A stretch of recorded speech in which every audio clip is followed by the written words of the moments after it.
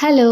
ഇന്നത്തെ നമ്മുടെ വീഡിയോ ഒരു കുക്കിംഗ് വീഡിയോ ആണ്. ഡേ ഇൻ മൈ ലൈഫ് അല്ല. അപ്പോൾ ഇന്ന് ഞാൻ കാണിക്കുന്നത് നല്ല സോഫ്റ്റ് ആയിട്ടുള്ള അപ്പവും അതുപോലെ തന്നെ അതിന് കോമ്പിനേഷൻ ആയിട്ട് ഒരു കിഴങ്ങ് സ്റ്റൂ എങ്ങനെ വെക്കാമെന്നാണ്. അപ്പോൾ അതിന് വേണ്ടിയിട്ട് പച്ചരി ഞാനിവിടെ 1 ഗ്ലാസ് പച്ചരി എടുത്തത്. അത് നന്നായിട്ട് കഴുകി ഒരു 6 മണിക്കൂറെങ്കിലും കുതിർക്കാൻ വേണ്ടി മിനിമം വെക്കണം. അങ്ങനെ കുതിർത്തെടുത്ത പച്ചരി അതുപോലെ തന്നെ തേങ്ങ 1/2 കപ്പ്, ഈസ്റ്റ് ആട്ടോ ഇതിൻ്റെ മെയിൻ സാധനം. അപ്പോൾ ഒരു അരമുടി ഈസ്റ്റേ ഞാൻ ഇതിന് എടുക്കുന്നുള്ളൂ. കാരണം നമ്മൾ കുറച്ച് ക്വാണ്ടിറ്റിയല്ലേ ഉണ്ടാക്കുന്നുള്ളൂ. പിന്നെ ഒരു 2 സ്പൂൺ ചോറ്, പഞ്ചസാര, ചെറിയ ജീരകം, ചെറിയ ഉള്ളി, അതുപോലെ തന്നെ ഒരു 2 കഷ്ണം വെളുത്തുള്ളി, ഇത്ര സാധനം വേണം. അപ്പോൾ ഇതെല്ലാം കൂടെ നമ്മൾ ഒന്നിച്ചിട്ടാണ് അരച്ചെടുക്കുന്നത്. നന്നായിട്ട് ഇതെല്ലാം കൂടെ ആവശ്യത്തിന് വെള്ളം ഒഴിച്ച് പേസ്റ്റ് പോലെ ഒന്ന് അരച്ചെടുക്കണം.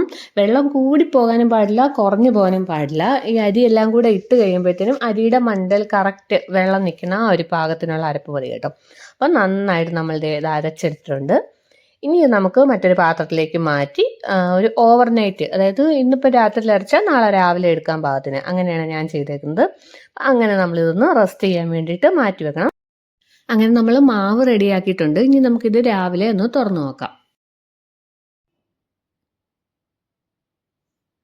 അപ്പോൾ ഇതേ നമ്മുടെ മാവ് നന്നായിട്ട് പതഞ്ഞ് പുളിച്ച് വന്നിട്ടുണ്ട് കേട്ടോ.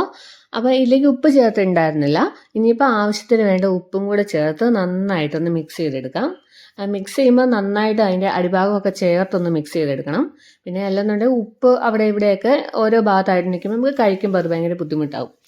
ഇനിയിപ്പം നേരെ നമ്മളൊരു പാൻ അടുപ്പത്തേക്ക് വെച്ച് ഇത് സ്റ്റൗവിൻ്റെ തീ എപ്പോഴും നമ്മൾ ഒരു മീഡിയത്തിലാക്കി വെക്കണം. ഒട്ടും തീ കുറച്ച് വിടാൻ പാടില്ല, കൂട്ടി വിടാൻ പാടില്ല. കുറച്ചിട്ടാൽ ഒട്ടും സോഫ്റ്റ് ആയി കിട്ടത്തില്ല, നമ്മുടെ അപ്പം ഒരു ഹാർഡായി പോവും. അതിപ്പോൾ അപ്പമാണേലും ദോശയാണേലും എന്താണേലും അങ്ങനെയാണ്, തീരെ കുറച്ചിട്ടാൽ ഹാർഡായി പോവും. അതേസമയം ഫുൾ ഹൈ ഫ്ലെയിമിൽ ഇട്ടാൽ ഇത് പെട്ടെന്ന് തന്നെ കരിഞ്ഞും പോകും. അപ്പോൾ ഒരു മീഡിയത്തിലിട്ട് അടച്ചു വെച്ച് ഇതേണ്ട അപ്പം ചുട്ടെടുത്തിട്ടുണ്ട്. നമ്മൾ തിരിച്ചിടുന്ന അപ്പമല്ല, അടച്ചു വെച്ച് ഇതെങ്ങനെ തന്നെ എടുക്കുന്നത്.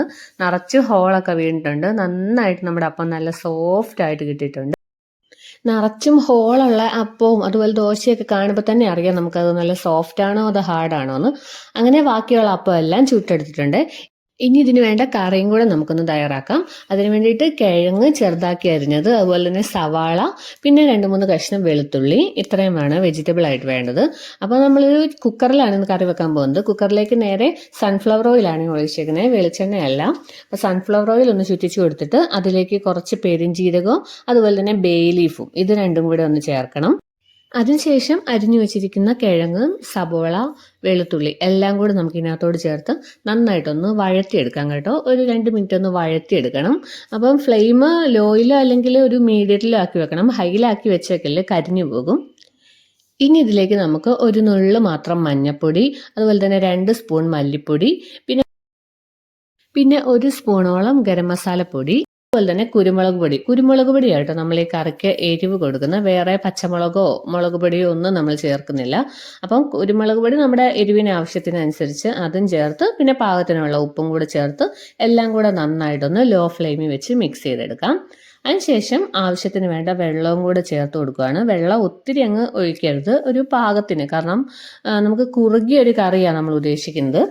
അപ്പം വെള്ളവും കൂടെ ചേർത്ത് നന്നായിട്ടൊന്ന് മിക്സ് ചെയ്തിട്ട് കുക്കർ അടച്ചു വെച്ച് നമുക്കൊരു 5 വിസിൽ അടുപ്പിക്കാം. അതിനുശേഷം അതിൻ്റെ പ്രഷറൊക്കെ നന്നായിട്ട് പോയി കഴിഞ്ഞിട്ട് നമ്മൾ വിസിൽ മാറ്റിയിട്ട് കുക്കർ ഓപ്പൺ ചെയ്യുവാണ്. അപ്പം പൊട്ടറ്റോ ഒക്കെ നന്നായിട്ട് വെന്തിട്ടുണ്ട്. അതിൽ ചേർത്ത സവോളയും അതുപോലെ വെളുത്തുള്ളിയും ഒന്നും കാണാൻ കൂടില്ല. 5 വിസിൽ അടുപ്പിച്ചുകൊണ്ട് എല്ലാം നന്നായിട്ട് വെന്തിട്ടുണ്ട്. അപ്പം ഇനി ഇതെല്ലാം ഒന്ന് നന്നായിട്ടൊന്ന് ഉടച്ചെടുക്കണം, കാരണം നല്ലൊരു കുറുകിയ കറിയാണ് നമ്മൾ ഉദ്ദേശിക്കുന്നത്. അപ്പം അതെല്ലാം ഒന്ന് ഉടച്ചെടുത്തതിന് ശേഷം നമ്മൾ വീണ്ടും ഒന്ന് ഫ്ലെയിം ഒന്ന് ഓണാക്കും, കാരണം എല്ലാം ഒന്ന് ചെറുതായിട്ടൊന്ന് തണുത്തിട്ടുണ്ടല്ലോ. പിന്നെ നമ്മൾ ഇതിലേക്ക് തേങ്ങാപ്പാലാണ് ചേർക്കാൻ പോകുന്നത്. ഇത് കോക്കനട്ട് മിൽക്ക് പൗഡർ ഒന്ന് ചൂടുവെള്ളത്തിൽ മിക്സ് ചെയ്തെടുത്ത തേങ്ങാപ്പാലാണ്. അപ്പം നേരെ അതും കൂടെ ചേർത്തിട്ട് ഇനി ഇതിലേക്ക് നമ്മൾ സ്റ്റൗ ഒന്ന് ഓഫ് ചെയ്തതിന് ശേഷം ലാസ്റ്റായിട്ട് കുറച്ച് ഗരം മസാല പൗഡർ, അതുപോലെ തന്നെ കുരുമുളക് പൊടി ആവശ്യത്തിനനുസരിച്ച്, എരിവിനനുസരിച്ച്, ഇത് രണ്ടും ലാസ്റ്റ് ചേർക്കുമ്പോൾ ഒരു പ്രത്യേക ടേസ്റ്റ് ആട്ടോ. അങ്ങനെ എല്ലാം കൂടെ ചേർത്ത് നമ്മൾ മിക്സ് ചെയ്തെടുത്തപ്പോൾ നമ്മുടെ സൂപ്പറായിട്ടുള്ള അപ്പത്തിൻ്റെ കിഴങ്ങ് കറി റെഡി ആയിട്ടുണ്ട്. ഇനി ഇത് കാണുമ്പോൾ തന്നെ നമുക്കറിയാൻ കേട്ടോ ഇത് എത്രത്തോളം സോഫ്റ്റ് ആണെന്ന്.